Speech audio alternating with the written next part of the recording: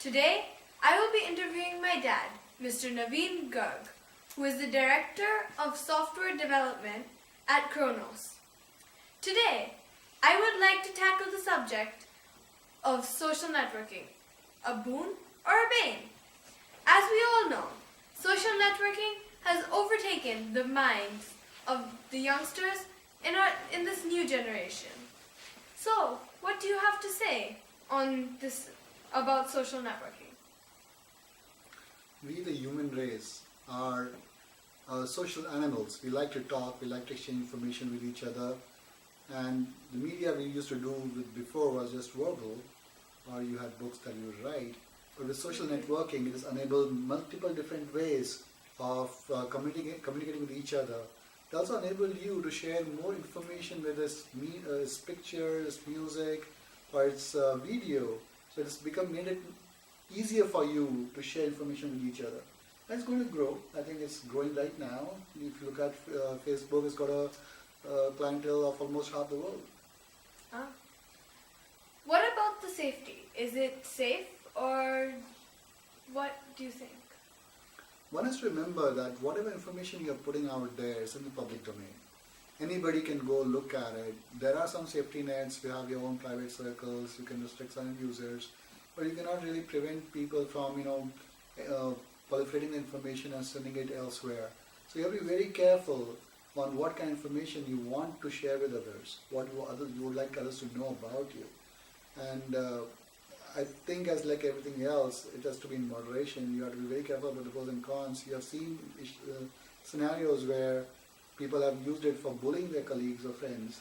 And I also know, you can read the news and see people have committed suicide because of this. Right? So there have been many downsides to it. The discipline has to come from within, thinking through and saying what information is really private. I want to keep it to myself and not share it. So, being a software developer, you probably could give suggestions for safety. And so, what do you think can prevent all of this news that we hear every day about hackers hacking into people's accounts, photos being leaked, and... So right now, whatever information you're putting out there is there for good, forever, for time. I would suggest that there needs to be some kind of a period for which the information can live, and then self-destruct itself. Right? So at least if you put information out there, okay, it's there for say a couple of days, 3 days, 4 days, or whatever. But beyond that, it self-expires and destructs itself.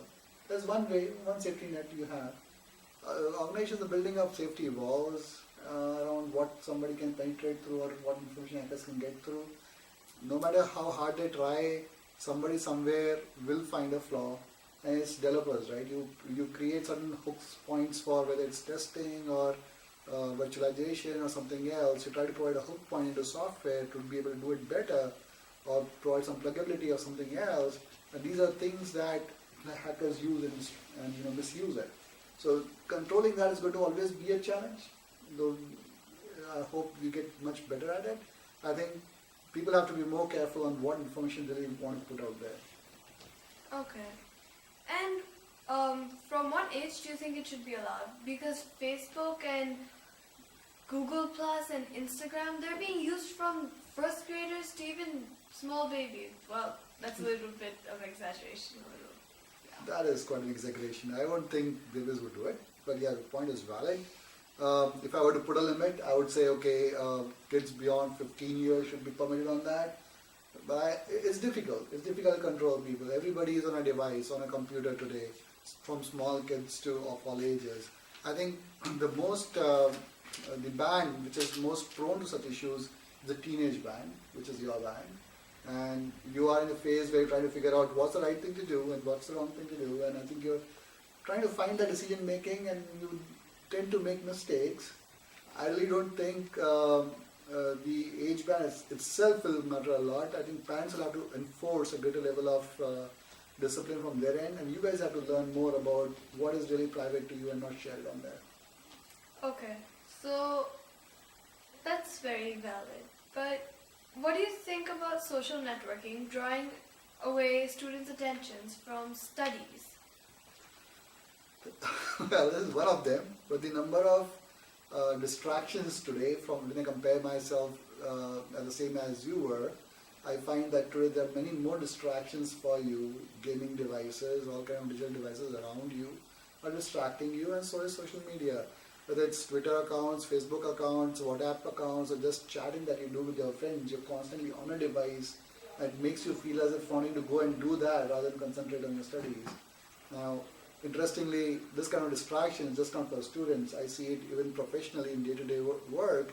Lots of organizations are struggling with it. You find employees spending considerable amount of time on these social networking sites. There's no answer to it. It's going to be more from self-discipline. Okay, and do you think the usage should be monitored by schools?